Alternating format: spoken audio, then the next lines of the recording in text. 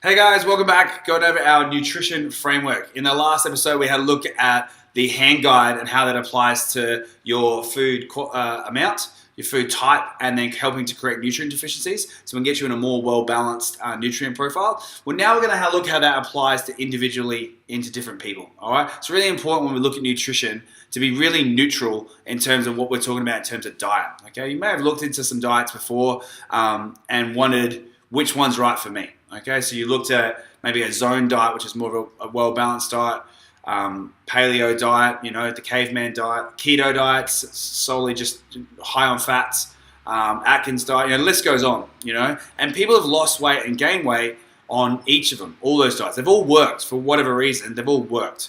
Okay, so which one is right for you? How do you say, Russ, this is the one that's going to work for me, 100% I know it'll work for you? Because maybe it won't. Maybe it will, maybe it won't. So what we're going to try and do is help to break down a little bit of that myth of what will work for you and what won't, and maybe why. And this is potentially why it may or may not work for you. All right, so what we're looking here is your body type or somatypes. Basically, this breaks you into the age-old ectomorph, mesomorph, and then endomorph. Basically, it's just in terms of body shape, size, and maybe a little bit about your personality types and what you're naturally inclined to do. So we have a quick look at these ones. You've got your ectomorph, which is generally a slender person, somebody who's got really high revving engine, always got a lot of energy, or a lot of NEAT, which is a lot of nervous energy, so they're constantly always like fidgeting or anything like that. They're typically a hard gainer, whereas they find it hard to put on any kind of weight, whether that be muscle or fat. Like I said, generally a slender frame. What we do know about this person is because they are so high revving and the engine is always ticking over and burning everything up, is they tolerate carbs really, really well. All right, so this is something like you can think about maybe like your endurance runners or anyone like that, or anyone that kind of fits a body type that suits that. They tolerate carbs really, really well. Okay, we'll move to the second one. This is your mesomorph. This is the type of person you hate. This is the type of person you meet and you're just like, hey man, do you work out? What are you doing? And they're like, nah, just got out of bed. And they're like naturally muscular, naturally lean, or they train a little bit and they've like always got a six pack and they eat like fries on the weekend. You're like, I hate that guy.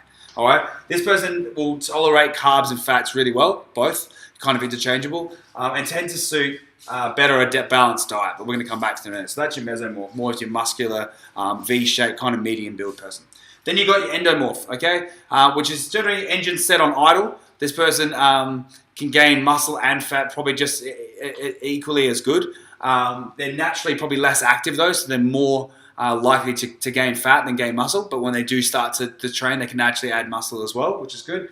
But this person does not tolerate carbs well. We know from generally their more sedentary style of lifestyle is they don't tolerate carbs nearly as well. Okay, so how does this look? So we've taken our hand guide, which was well balanced. Okay, so it was palm size of protein, fistful of vegetables, a cupped hand of carbohydrates, and a thumb of fat. Okay, one for guys, two for girls. And that just gave you a well-balanced macronutrient profile of proteins, carbs, and fats, and helped to top us up with the vegetables. So they help to get us micronutrients, okay? When we apply that to this, it changes a little bit. All right, so if you are more of a slender person with a higher revving engine and you're more suiting to that build, kind of a slender person, then you're going to probably want to tolerate carbs better. So we're going to give you more carbs because your body's going to handle those better.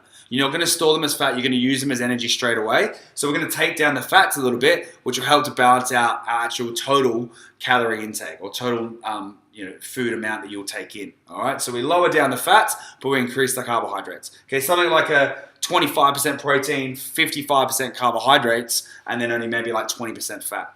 All right. If you're looking at it like that. We're looking at a muscular person. Like I said, they're more of that well-balanced. Okay, this is probably like, if you look at your CrossFitters or someone that does like a zone diet, it's like 30% protein, 40% carbohydrates, and then 30% fats. Pretty well-balanced. All right, so they're going to tolerate that pretty well.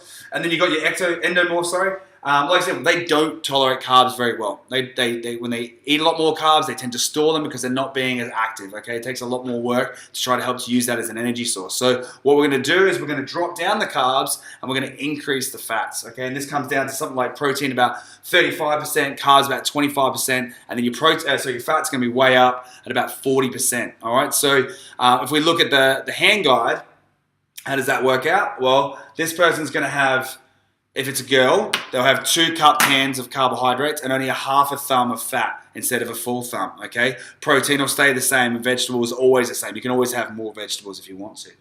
Mesomorph is that hand guide, so it's just equal. And then our endomorph is going to be less carbs and more fats. Okay, so for them, palm size of protein, fistful of vegetables, and then it's less carbs. So it's maybe only half a cup a hand for girls, or 1 cupped hand for guys. And then we're going to have 2 thumbs of fat for girls, possibly even 3 or 4 for guys over the course of that meal or that day. All right, so that's an easy way, guys. Now, if you can look at yourself and kind of place yourself in what kind of body type you think you might fit, and you won't just fit one, you will move across a couple of them. Our bodies don't necessarily just sit bang in the middle of one, and just because you've got a bit extra weight doesn't automatically make you an endomorph. Think about your personality, think about your lifestyle and how that kind of works as well, and foods that you currently eat. Do you know if you eat a lot of carbohydrates, do you feel a lot slower, sluggish, etc.? Or do you feel like you've got a lot more energy when you eat a lot of carbohydrates? And that will also help to fill you out into which